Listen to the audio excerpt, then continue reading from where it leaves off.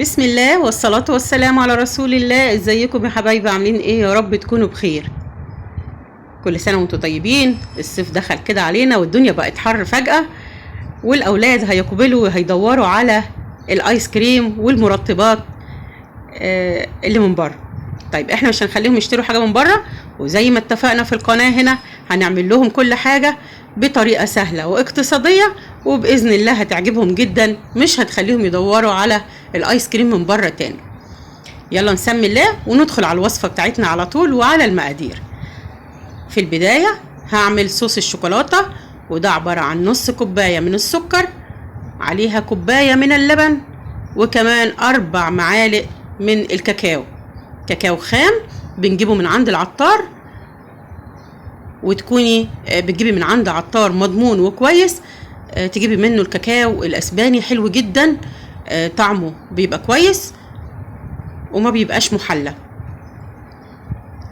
ضفت 4 معالق، وعلى طول هحط عليهم معلقتين من الزيت، وهشغل عليهم الخلاط لحد ما نوصل للقوام المناسب. هتشوفي معايا دلوقتي هيبقى ازاي. كده احنا ضربنا الصوص في الخلاط لحد ما وصلنا للقوام ده. والقوام ده كمان بعد ما هاخد منه جزء وهنزله على ايس كريم الشوكولاتة هخففه شوية عشان ازين بيه الكرات بتاعة الايس كريم. ندخل بقى على الوصفة بتاعة الايس كريم. دي كوباية من الكريمة الخام، دي بجيبها من عند العطار،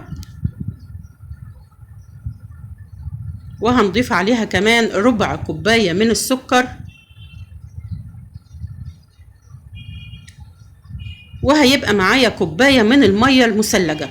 الكوباية ديت مش هضيفها مرة واحدة، هضيفها جزء جزء علشان لحد ما اوصل للقوام المناسب للكريمة، لان ممكن اضيفها كلها وبعد كده تخف مني. يبقى احنا نضيف في البداية جزء جزء لحد ما نوصل للقوام اللي احنا عايزينه.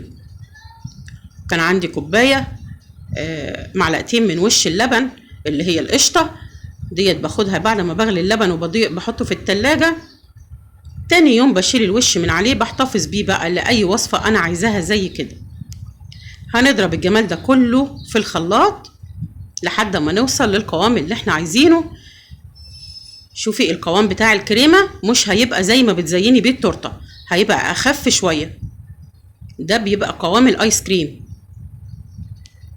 كل ما بتحتاجي من المية المثلجة زي ما اتفقنا بتحطي منها معلقتين أو 3 معالق لحد ما توصلي للقوام بتاعك.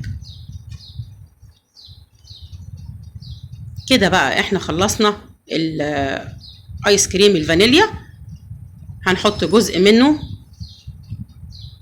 في العلبة اللي احنا هنحتفظ فيها بالايس كريم، وهنقسم بقى اللي هو الايس كريم بتاعنا كده الفانيليا، هنقسمه ونعمل منه اشكال.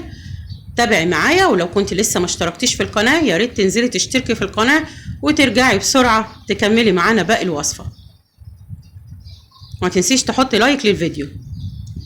هناخد جزء كمان هنضيف عليه 3-4 حبات من الفراولة اللي احنا مفرزينها، يعني لازم الفراولة تكون مجمدة.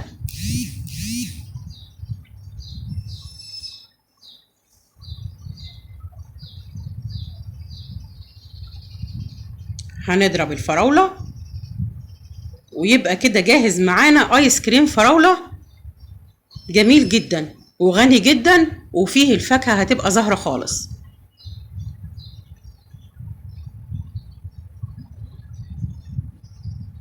الايس كريم من الحاجات اللي كل الولاد بتقبل عليها والكبار كمان، يعني لو عملناها في البيت هنوفر كتير. تمام كده خلصنا ايس كريم الفراولة. هنعمل جزء تاني وهنضيف عليه الشوكولاتة زي ما اتفقنا اللي احنا كنا عملناها في الاول. ناخد منه حبة كده نركنهم على جنب عشان هنعمل بيهم حاجة تاني، ونحط الشوكولاتة معلقتين من الشوكولاتة على الايس كريم وهنقلبهم مع بعض كويس.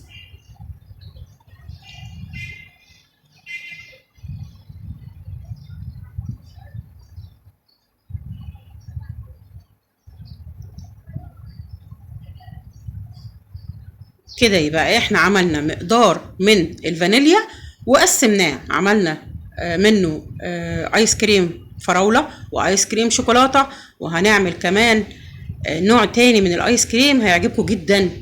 هنا بقى لو عايزة تعملي بقى حركات كده في البولة او في الكاس اللي انت هتحطي فيه كرات الايس كريم، حطيت الشوكولاتة جنب الفانيليا بحيث ان انا اطلع الكرة تبقى مقسومة ايس كريم فراولة لا شوكولاتة وفانيليا، والباقي حطيته على جنب في بولة تانية يبقى شوكولاتة سادة.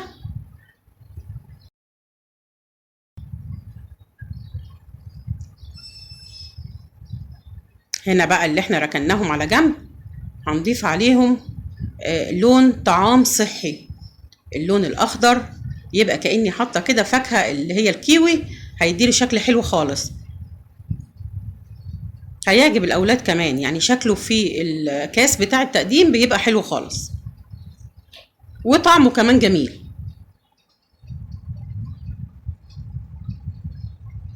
كان ممكن تضيفي اي طعم انت عايزاه، يعني ممكن تعمليه بالكريم كراميل، ممكن تعمليه باي حاجة انت حباها، اي فاكهة عندك. بالمانجا عملته قبل كده في القناة بالمانجا، وكنت عاملة ايس كريم بالفاكهة في منتهى الجمال. هحط لك اللينك بتاعه في صندوق الوصف لو حابة تشوفي الفيديو بتاع الايس كريم بالفاكهة، هيعجبك جدا. هنا بقى بتعملي البولات زي ما انت شايفة كده، زي ما انت عايزة. ايس كريم الكيوي ده شكله تحفة جدا، بيبقى جميل جدا في الكاسة. بعد ما بخلص الكرات بتاعتي هبدأ ازينها بقى بصوص الشوكولاتة وكمان صوص الفراولة، بيبقى شكلها حلو جدا وبتعجب الاولاد جدا. وعملنا ايس كريم اقتصادي لاولادنا في البيت، ما تكلفناش حاجة وفي نفس الوقت رضيناهم، والشكل والطعم حلو جدا. وزي ما انت اتعودتي معايا، القناة بتاعتي قناة اقتصادية بتعمل الوصفة بأقل التكاليف. هنا بقى صوص الفراولة، وزي ما انت شايفة كده. لو عجبك الفيديو ما تنسينيش في اللايك والشير والسبسكرايب وتفعيل جرس الإشعارات، بإذن الله يوصلك كل جديد. شكرا لكم والسلام عليكم ورحمة الله وبركاته.